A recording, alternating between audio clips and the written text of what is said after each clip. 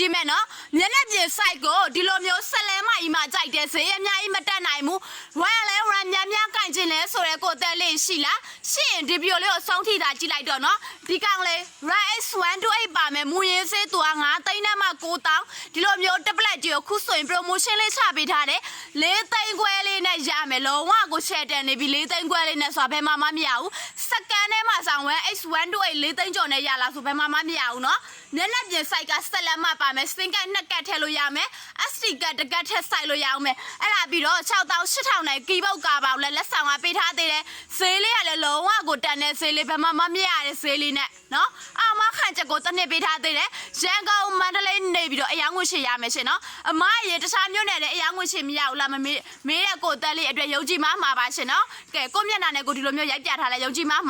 ယူမဲ့ဆိုရင်ဒီနာမှာဖုန်းနံပါတ်ချပေးထားမယ်ဘိုက်ဘာနဲ့ဆက်သွယ်လဲရတယ်ရှင်